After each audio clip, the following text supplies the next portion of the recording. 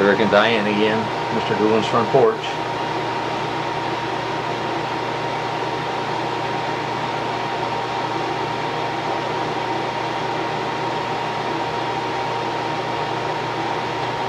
Mr. Doolin and Diane and Eric on his lawnmower. Summer of '66.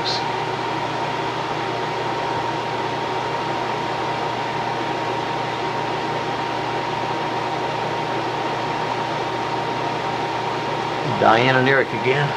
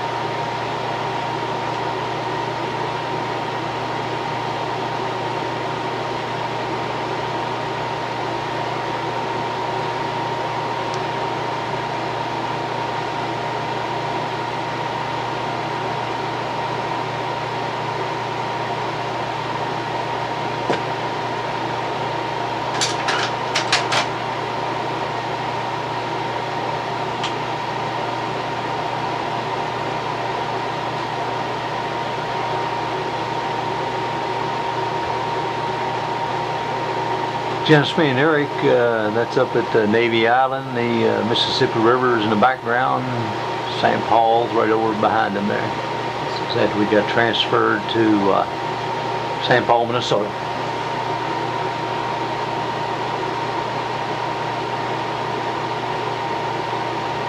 That's a picture of Navy Island itself. It's a little island that's out in the middle of the Mississippi River there, and it was a Navy base. And our Coast Guard unit had a little office there. That's where we operate out of. And it's a twin 3-inch 50s that the Navy had to train with there. Down in Navy Island there, St. Paul in the background.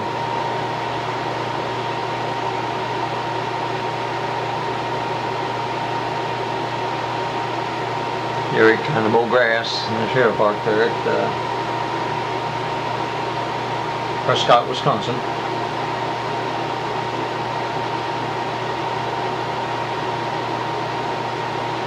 In the background is the blockhouse. That's where the people used to go when the tornadoes came through.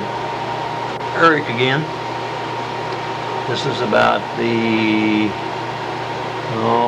summer of 1966. Between Eric and their trailer park there. The trailer hadn't been there too long because it wasn't underpinned. It was underpinned for the first winter.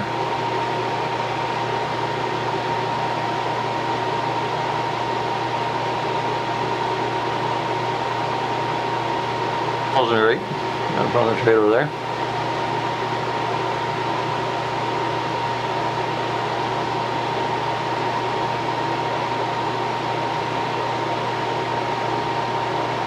Yeah, it's Eric. We're down by the Mississippi River there, and where the St. Croix runs in. There's a boat dock there, down there by a little park in Prescott.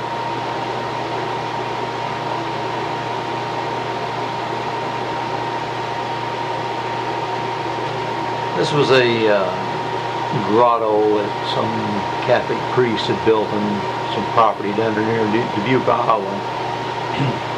Stopped at it, and then it took him about 30 years to build this. He made it out of all kinds of native stone. They call it a grotto. It's real big. We stopped and took a few pictures of it. He made it out of all kinds of native stone and coal and all kinds of minerals and shells. Had a ton of pictures. There's a few of them here. It's supposed to be, each one depicted something. I guess this was Christopher Columbus, discoverer of America here.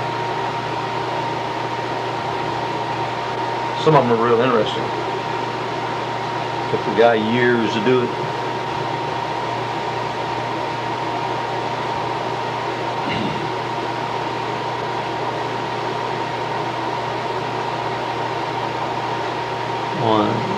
This is just another shot of it.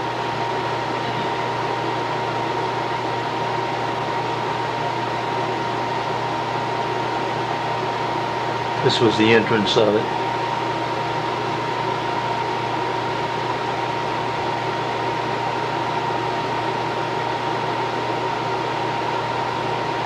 That's one of our patrol boats we used.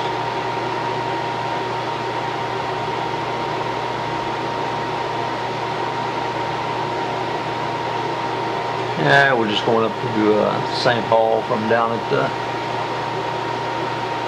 Prescott. We're taking the boats up to St. Paul, and we're going through a lock down there just south of St. Paul.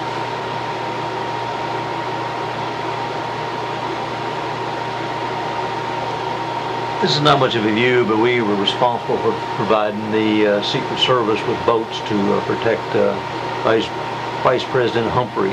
He lived over in that collection of houses over there, and he came home on the weekends. He went out on that lake, and the Coast Guard was responsible for furnishing a boat to the Secret Service to protect him, and our unit was one that had to make sure the boats are kept out there and up to snuff.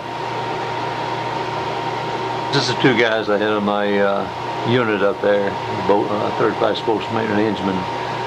We were making our tour up through North Dakota, South Dakota, and we lived in a little old camper there.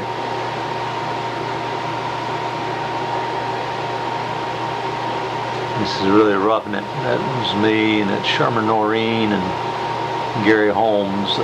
Sherman Noreen, he died about 6 years later there. He had a brain hemorrhage. And the other guy on the right, he got out and went to Denver, Colorado.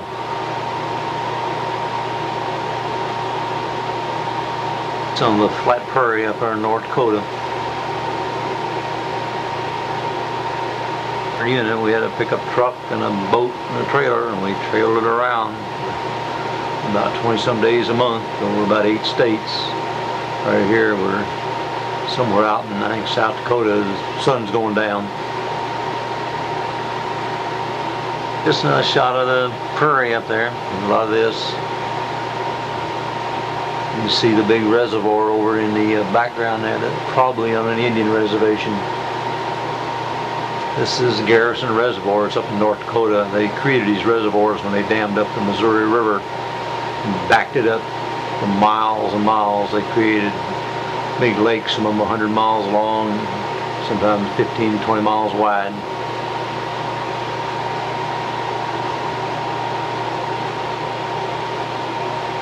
And this is a plaque to one of the Indian women that helped guide Lewis and Clark through the Northwest there. Her name was Sakakawea. They named a big reservoir up there after her. They got a big plaque up there in North Dakota. From Mulbridge, South Dakota, that's a monument.